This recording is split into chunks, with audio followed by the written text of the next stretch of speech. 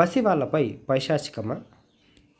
తీయగా మాట్లాడుతుంటే అయిన వాళ్ళే అనుకునే అమాయకత్వం, ఓ చిన్న కానుక తెచ్చివ్వగానే ఎంత ప్రేమో అని మురిసిపోయే పిచ్చితనం, ఓదార్పునివ్వగానే బాధల్ని తీర్చేయగల శక్తిమంతులనే నమ్మకం, వీటికి తోడు కుటుంబానికి అండగా ఉండాలనే లక్ష్యం, నా అనుకున్న వాళ్ళకి ఏం కాకూడదనే భయం వంటివెన్నో పిల్లలపై లైంగిక దాడులకు కారణమవుతున్నాయి. ఈ మధ్యకాలంలో జరుగుతున్న సంఘటనలతో మరోసారి చిన్నారుల భద్రత, వారి రక్షణ కోసం ఏర్పాటు చేసిన పోక్సో చట్టం గురించి చర్చించుకోవాల్సిన అవసరం ఎంతైనా ఉంది.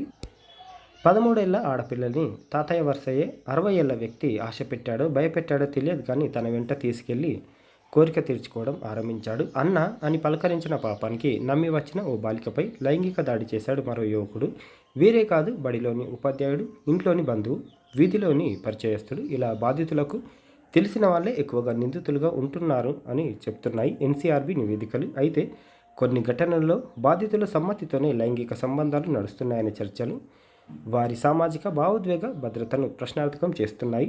తుని ఘటనలో ఆ బాలిక తనను వేధించిన వ్యక్తిని వ్యతిరేకించకపోవడంతో ఆమె ఇష్టంతోనే వెళ్ళిందనే ప్రచారం మొదలైంది. కౌమార దశలోకి అప్పుడే అడుగుపెట్టిన ఆ చిన్నారికి ఏం తెలుసు, ఏది మంచో ఏది చెడో, భయంతో నోరు మెదపలేదో, బయటపడితే ఏం జరుగుతుందో అన్న ఆందోళన చెందిందో కదా. 18 ఏళ్లు నిండని వారంతా బాలలే అని చట్టం చెబుతుంది. వీళ్ళ అనుమతితో లైంగికంగా కలిసినా అది నేరమే. వారి శరీరాన్ని అసభ్యంగా తాకడం, వీడియోలు తీయడం, లైంగిక చర్యకు ప్రేరేపించడం, బలవంతం చేయడం, ముద్దు పెట్టుకోవడం, నగ్న చిత్రాలను వీడియోలను చూపించడం, అసభ్య వ్యాఖ్యలు చేయడం వంటివన్నీ శిక్షార్హమైనవే. మరి మనమేం చేయాలి అంటే, లైంగిక వేధింపులు ఏ రూపంలో ఉంటాయో, ఎన్ని రకాలుగా ఉంటాయో పిల్లలకు అర్థమయ్యేలా చెప్పాలి. గుడ్ టచ్, బ్యాడ్ టచ్ గురించి బాధితులుగా మారిన చిన్నారులకు అండగా ఉండాలి. వేధింపులకు పాల్పడే వారు కుటుంబ సభ్యులే అయినా ఫిర్యాదు చేసి నిందితులకు శిక్ష పడేలా చూడాలి. అవమానమని నోరు మూయిస్తే ఎప్పటికీ భయం మాటన ఉండిపోతారు. పిల్లలు చెప్పే విషయాలను తేలిగ్గా కొట్టిపారేయొద్దు. ఫిర్యాదు చేయండి. ఆపదలో ఉన్న పిల్లల రక్షణ కోసం టోల్ ఫ్రీ నంబర్ 1098కు లేదా సమీపంలోని పోలీస్ స్టేషన్లో కూడా కంప్లైంట్ ఇవ్వచ్చు. లేదు అంటే బాలల హక్కుల ఉల్లంఘనలకు అడ్డుకోవడానికి ఈ బాలన్ పోర్టల్లో కూడా కంప్లైంట్ ఇవ్వచ్చు.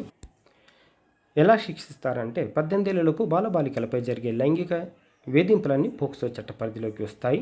బాలిక అంగీకారంతోనైనా సరే ఆమెతో శారీరక సంబంధం పెట్టుకుంటే దాన్ని అత్యాచారంగానే పరిగణిస్తారు. కౌన్సిలింగ్ తప్పనిసరి. లైంగిక దాడి నుంచి బయటపడ్డ చిన్నారులకు కుటుంబ సభ్యులతో పాటు మానసిక నిపుణుల కౌన్సిలింగ్ తప్పనిసరి. లేదంటే కుంగుబాటు, ఆందోళన, ఈటింగ్ డిజార్డర్ వంటి సమస్యలు దీర్ఘకాలం వేధించవచ్చు. వీరికి కొన్నేళ్ల పాటు cognitive behavioural therapy, dialectical behavioural therapy, personality change వంటి చికిత్సలు అవసరం. అలసత్వం పనికిరాదు.